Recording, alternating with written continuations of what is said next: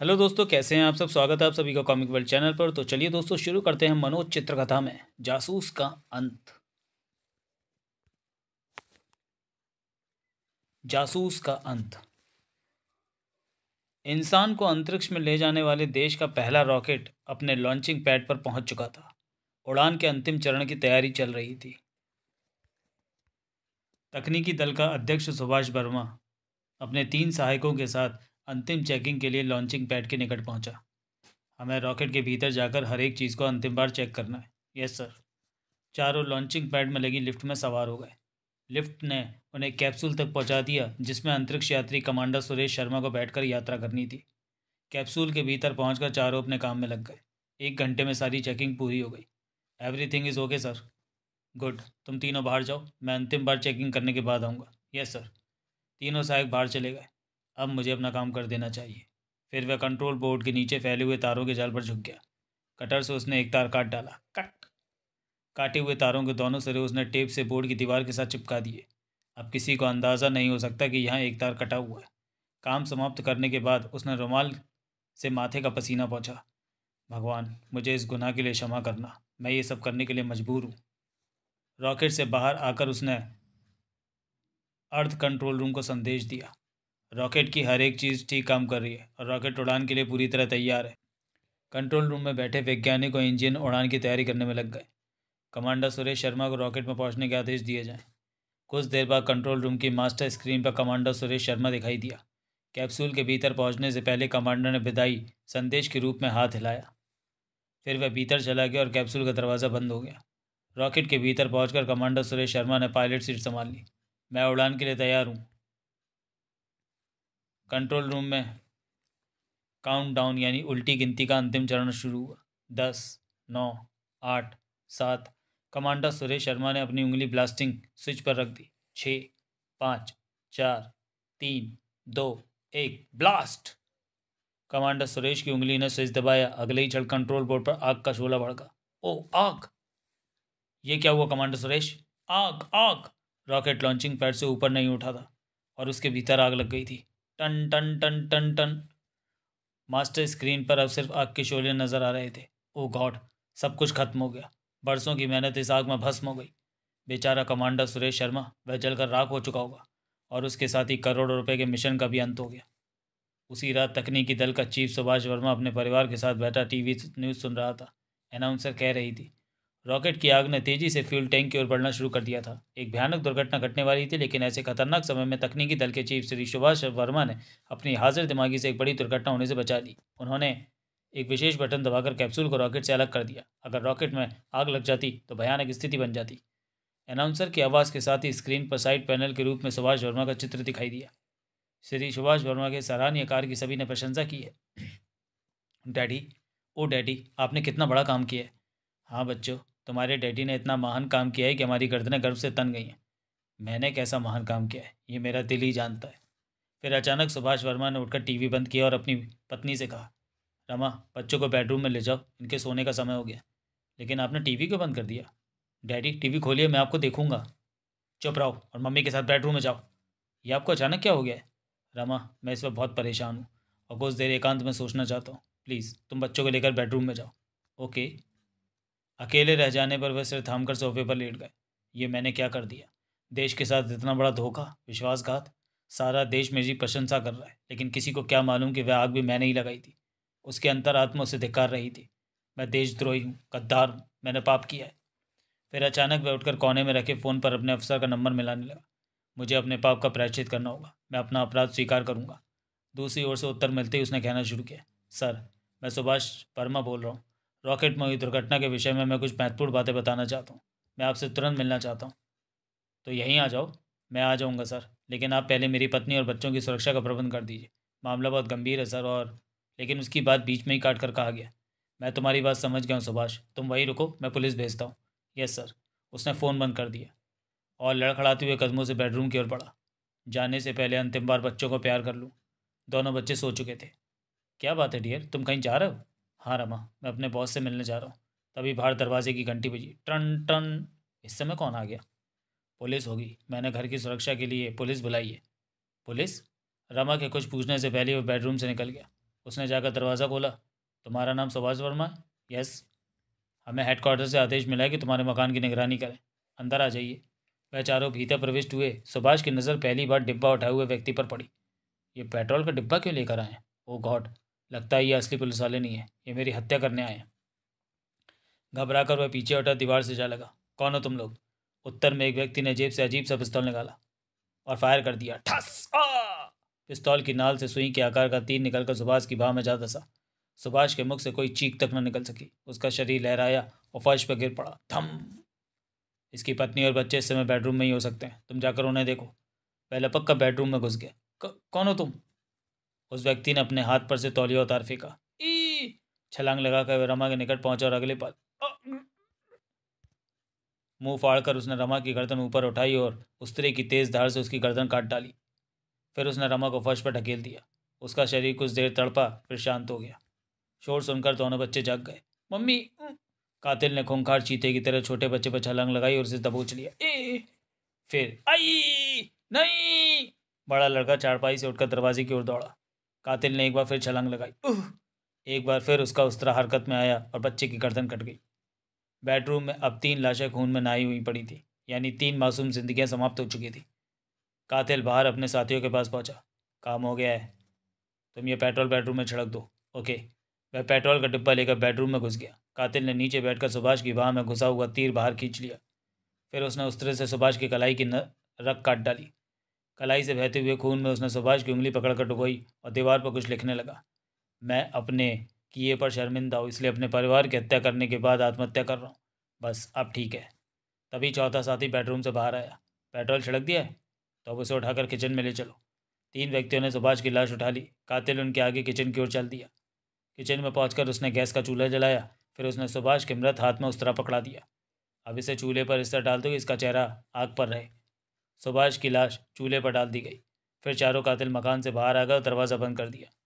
कातिलों के फरार होने के ठीक 5 मिनट बाद पुलिस की एक जीप मकान के सामने आकर रुकी। अगली सुबह पुलिस और सीआईडी के अधिकारियों की बैठक हुई। सीआईडी चीफ मिस्टर दुबे ने मीटिंग में कहा, अब यह बात साफ हो चुकी है कि रॉकेट में आग इंजीनियर सुभाष वर्मा के कारण लगी थी। अपना अपराध स्वीकार करने के लिए उसने अपने अफसर से संपर्क किया और अपने परिवार की सुरक्षा की मांग की। उसके घर की निगरानी के लिए पुलिस भेजी गई, मगर पुलिस के पहुंचने से पहले ही उसने एक उस तरह से अपने परिवार की हत्या करने के बाद खुद आत्महत्या कर ली। लेकिन हमारी समझ में ये बात ना आ सकी कि उसने खुद को गैस के चूल्हे पर जलाकर मारने की कोशिश क्यों की।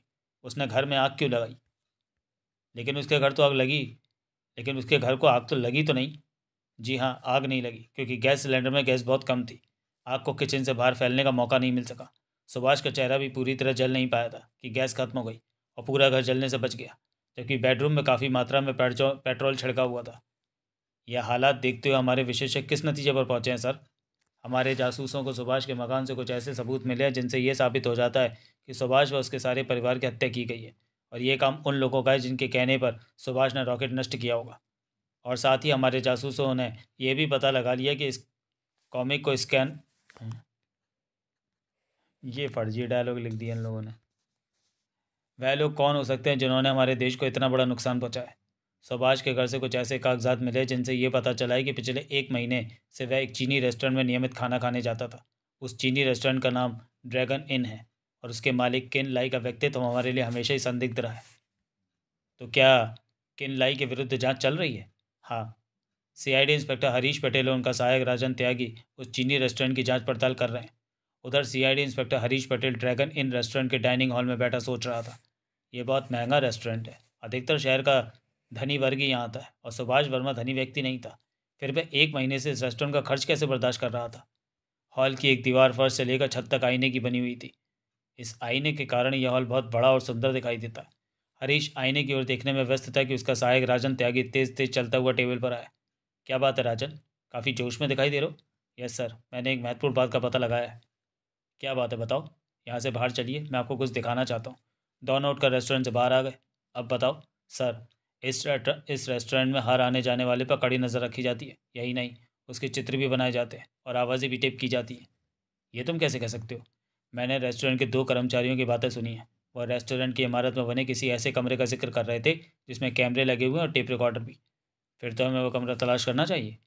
मेरा ख्याल है उस कमरे का रास्ता रेस्टोरेंट के पीछे गली में है। मैं उधर चक्कर लगा कर आया हूँ। वहाँ मैंने रेस्टोरेंट के पिछले दरवाजे पर राइफल लिए हुए एक व्यक्ति को पहरा देते देखा है। तो तुम मुझे वहाँ ले चलो, हम अभी उस कमरे का पता लगाएंगे। चलिए। राजन उसे विभिन्न गलियों में घुमाता हुआ रेस्टोरेंट के पीछे ले आया। वह देखिए सर। कुछ क्षण बाद हरीश तेज तेज चलता हुआ गार्ड के निकट पहुंचा। भैया, माचिस होगी तुम्हारे पास? गार्ड ने माचिस निकालने के लिए जेब में हाथ डाला, तभी धाड़ नीचे गिरकर गार्ड ने राइफल सीधी करने की कोशिश की, लेकिन राजन भी निकट आ चुका था। उसने राइफल उठा ली और तड़ाक गार्ड बेहोश हो गया। दरवाज़ा खुला है, इसे खींचकर भीतर ले आओ। दरवाजे के पीछे एक लंबा कॉरिडोर था। गार्ड को खींचते हुए भीतर घुस गए। यह मीटर रूम है, इसे भीतर डाल देते हैं। गार्ड के बेहोश शरीर को उन्होंने मीटर रूम में ठूस दिया। इसे 2 घंटे से पहले होश नहीं आ सकता। इतनी देर में हम यहाँ से वापस जा चुके होंगे। फिर वे कॉरिडोर में आगे बढ़े। उस कमरे को देखना चाहिए। हरीश ने धकेल का थोड़ा सा दरवाज़ा खोला। भीतर कोई नहीं है। दोनों अंदर घुस गए। वह शायद दूसरे कमरे का दरवाज़ा है। दूसरे कमरे में घुसते ही दोनों हैरान खड़े रह गए। ओह गॉड, ये मैं क्या देख रहा हूँ? ये पोलराइज गिलास है राजन, यानी हॉल की ओर इसका जो रुख है वह एक दर्पण की तरह है। यानी उस तरफ से इसके पार नहीं देखा जा सकता और इस तरफ से इसके पार देखा जा सकता है। देखिए कैमरे। हाँ राजन, अब बात समझ में आ गई कि इस कैमरे से रेस्टोरेंट में आने वाले लोगों की तस्वीरें बनाई जाती हैं। लेकिन क्यों? यहाँ करोड़पति आते हैं और अय्याशी करते हैं। यहाँ इस कैमरे से उनकी तस्वीरें उतार ली जाती होंगी और बाद में उन्हें ब्लैकमेल किया जाता होगा। इस अलमारी को खोल कर देखना चाहिए। मैं इसका ताला खोलता हूँ। उसी क्षण में अलमारी खुल गई। अरे, इसमें तो वीडियो कैसेट भरे हुए हैं, कुछ तस्वीरें भी हैं। फिर एक तस्वीर देखकर हरीश चौंक पड़ा। ओ माय गॉड, ये तो इंजीनियर सुभाष वर्मा है, एक चीनी लड़की के साथ। कुछ अन्य चित्रों में उन दोनों के ऐसे दृश्य थे जो बयान नहीं किए जा सकते। इन चित्रों को देखकर मैं समझ गया हूँ कि सुभाष वर्मा ने देश के साथ गद्दारी क्यों की थी। मैं भी समझ गया हूँ, उसे बाकायदा फंसाया गया था। चीनी लड़की को उसके पीछे लगाकर उनके एकांत के क्षणों की तस्वीरें बना ली गईं और फिर उन तस्वीरों के जरिए सुभाष को ब्लैकमेल करके उससे मनचाहा काम लिया गया। ठीक समझे तुम। और अब इससे पहले कि यहाँ कोई आ जाए, हमें ऐसा निकल चलना चाहिए। सुभाष की तस्वीरें हरीश ने जेब में रख ली थी। कुछ देर बाद दोनों सुरक्षित इमारत से बाहर निकल गए। उनके जाने के कुछ ही क्षण बाद मीटर रूम में पड़े गार्ड को होश आ गया। 2 आदमियों ने मुझे बेहोश किया था, वे अंदर गए होंगे। लेकिन अंदर कमरों में उसे कोई नहीं मिला। शायद वे लोग यहाँ से जा चुके हैं, मगर वे थे कौन और क्यों आए थे यहाँ? तो वे भाग ही चुके हैं। अब अगर मैं उनके बारे में बॉस को बताऊंगा तो मेरी मुसीबत आ जाएगी। इसलिए भलाई इसी में है कि जो होगा उसे भूल जाऊं। उधर सीआईडी चीफ मिस्टर दुबे के ऑफिस में। ये तस्वीरें देखिए सर। सुभाष वर्मा के ये चित्र तुम्हें कहाँ से मिले? ड्रैगन इन रेस्टोरेंट के गुप्त कमरे से। हाँ सर, अब मामला बिल्कुल साफ हो चुका है। सुभाष वर्मा को इन तस्वीरों के कारण ही ब्लैकमेल किया जा रहा था। इसी दबाव में उसने रॉकेट नष्ट किया, मगर बाद में उसके भीतर का इंसान जाग उठा और उसने अपना अपराध स्वीकार करने का फैसला किया। लेकिन ब्लैकमेलर ने उसका फ़ोन टेप किया हुआ होगा, अतः उसने सुभाष को टूटते देखकर उसकी हत्या कर दी। इन तमाम बातों का अर्थ ये हुआ कि ड्रैगन इन रेस्टोरेंट का मालिक किन लाई असली अपराधी है। वह चीनी जासूस है। उसी ने षड्यंत्र रचकर हमारे देश का एक महत्वपूर्ण मिशन नष्ट किया है। यस सर, हमें तुरंत किनलाई को गिरफ्तार करना चाहिए। उधर ड्रैगन इनका मालिक किनलाई अपने ऑफिस में बैठा था। ज़रा गार्नर को अंदर भेजो। आपने मुझे बुलाया सर? हाँ गार्नर, मुझे सूचना मिली है कि यहाँ के सरकारी जासूसों को हम पर संदेह हो गया है और उन्होंने हमारे विरुद्ध जांच भी आरंभ कर दी है। ये तो बहुत बुरा हुआ बॉस। इसलिए मैं चाहता हूँ कि यहाँ से सारी आपत्तिजनक चीज़ें हटा ली जाएँ। तुम अभी जाकर शूटिंग रूम से कैमरे और वीडियो कैसेट वगैरह हटवा दो। Okay boss. गार्नर चला गया। मेरा मिशन पूरा हो चुका है, इसलिए अब मुझे यहाँ नहीं ठहरना चाहिए। कल शाम तक मैं ये देश छोड़ दूंगा। तभी, हेलो मिस्टर किनलाई, मे आई कम इन? अंदर तो तुम आ ही चुके हो young man. By the way, what can I do for you? आप मेरे लिए कुछ नहीं कर सकते, उल्टा मैं ही आपकी सेवा करने आया हूँ। कौन हो तुम और क्या चाहते हो? मुझे इन तस्वीरों के नेगेटिव चाहिए मिस्टर किनलाई। कैसी तस्वीरें हैं ये? तस्वीरें देखकर वह बुरी तरह चौंका। ये तस्वीरें तुम्हें कहाँ से मिली?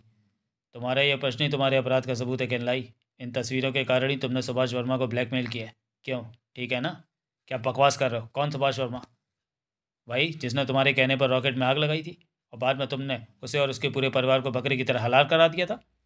इस बार किनलाई का चेहरा पीला पड़ गया था। कौन हो तुम? अपने हाथ मेज पर रखो किनलाई, वरना गोली मार को खोपड़ी में रोशनदान बना दूंगा। किनलाई ने दोनों हाथ मेज पर रख दिए। तुम सरकारी जासूस हो? ठीक समझा तुमने। मैं तुम्हें गिरफ्तार करने आया हूँ। किस अपराध में? मेरे विरुद्ध क्या सबूत है तुम्हारे पास? बहुत सबूत हैं। मैं तुम्हारा वह कमरा भी देख चुका हूँ जहाँ से तुम रेस्टोरेंट में आने वाले ग्राहकों के चित्र बनाते हो और आवाज़ें टेप करते हो। ओह, तुम तो सच में बहुत कुछ जान चुके हो। अब तुम्हें जीवित रहने का अधिकार नहीं। किनलाई की बात समाप्त होते ही उसके पीछे वाला दरवाजा खुला था। थाय! ओह! अगले ही क्षण 3 व्यक्ति और भीतर आ गए। क्यों मिस्टर सरकारी जासूस, क्या ख्याल है, मुझे गिरफ्तार करोगे? ये लोग भीतर कैसे आ गए? इन्हें मैंने बुलाया है। मेज़ के नीचे एक बटन को मैंने पाँव से दबाया और इन लोगों ने समझ लिया कि मुझे इनकी ज़रूरत है। ओ गॉड, इस बारे में तो मैंने सोचा ही नहीं था, और अब सोचने का समय भी नहीं मिलेगा। मेरा राज जाने के बाद तुम जिंदा नहीं रह सकते। यानी तुम स्वीकार करते हो कि सुभाष वर्मा तुम्हारे लिए काम कर रहा था? हाँ, मैं स्वीकार करता हूँ, और मैं ये भी स्वीकार करता हूँ कि मैं चीनी जासूस हूँ और पिछले कई वर्षों से यहाँ जासूसी कर रहा हूँ। लेकिन अब तुम्हारा अंत समय आ गया है। आ पहुँचा है किनलाई। तुमने अभी जो कुछ भी कहा वह सब बाहर पुलिस जीप में रखे टेप रिकॉर्डर में रिकॉर्ड हो चुका है। उस टेप रिकॉर्डर का कॉर्डलेस माइक्रोफोन मेरी गाड़ी में लगा हुआ है। Police jeep? हाँ, तुम्हारे इस रेस्टोरेंट को पुलिस ने चारों ओर से घेरा हुआ है। ये झूठ है, अभी मालूम हो जाएगा। तभी धाम धाए शेष दो गुंडों ने अपने हथियार निकालने के लिए जेबों की ओर हाथ बढ़ाए, लेकिन धा तुमसे मैं खाली हाथों से निपटूंगा किनलाई। डिशुम। राजन ने गुंडों को पिस्तौल से कवर कर रखा था और हरीश किनलाई की पिटाई में व्यस्त था। तड़ाक! बाहर रेस्टोरेंट में पुलिस प्रविष्ट हो चुकी थी। पुलिस पिछले दरवाजे से गुप्त कमरे में भी पहुंच गई। अपने हाथ ऊपर उठा लो। ऑफिस में हरीश ने किनलाई की बुरी हालत कर दी। धाड़! बस करो हरीश, अभी हमें इनसे बहुत कुछ पूछना है। किनलाई और उसके साथियों को हथकड़ियाँ डाल दी गई। काश मैं इस चीनी एजेंट को अपने हाथ से कत्ल कर सकता। रिलैक्स माय डियर, इन लोगों की सज़ा केवल मौत नहीं है। पहले इन्हें अपने पापों का दंड भोगना होगा, फिर उसके बाद इन्हें मृत्यु दंड दिया जाएगा। कुछ देर बाद अपराधियों को पुलिस जीप में बिठाकर हेडक्वार्टर ले जाया जा रहा था। Well done boy. Thank you sir. ये बता थैंक यू सर, ये बताने के लिए भी कि इस कॉमिक को एडिट और स्कैन पर पाठकों के लिए प्रस्तुत करने वाले हैं सुबोध और डार्क साइड। समाप्त। तो चलिए दोस्तों, वीडियो को यहीं समाप्त करते हैं। मिलते हैं मनोज चित्रकथा की किसी अगली कॉमिक्स में, अगले वीडियो में। तब तक के लिए धन्यवाद।